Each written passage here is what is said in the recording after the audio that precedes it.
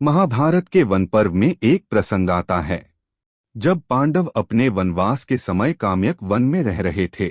एक दिन पांडव वन में शिकार के लिए गए थे और द्रौपदी अकेली अपनी कुटिया में थीं। उसी समय जयद्रथ अपने सैनिकों के साथ वहां से गुजर रहा था। जयद्रथ सिंधु देश का राजा था। वह दुर्योधन की बहन दुशला का पति था, इसलिए वह कौरवों का बहनोई कहलाता था। उसने द्रौपदी को देखा और उनकी सुंदरता से मोहित हो गया। द्रौपदी से मिलने पर उसने उनका परिचय पूछा। द्रौपदी ने बताया कि वह पांडवों की पत्नी है और अभी वे शिकार पर गए हैं। जयद्रथ का मन द्रौपदी पर आसक्त हो गया।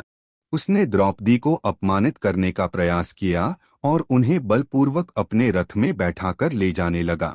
द्रौपदी ने जोर जोर से पुकारना शुरू किया। जब पांडव लौटे तो उन्हें पता चला कि द्रौपदी को जयद्रथ अपहरण कर ले गया है। पांडव क्रोधित होकर उसका पीछा करने लगे और शीघ्र ही उसे पकड़ लिया। भीम ने जयद्रथ को मार डालने का निश्चय किया, लेकिन युधिष्ठिर ने कहा कि हमारी बहन दुशला विधवा हो जाएगी, यह उचित नहीं है।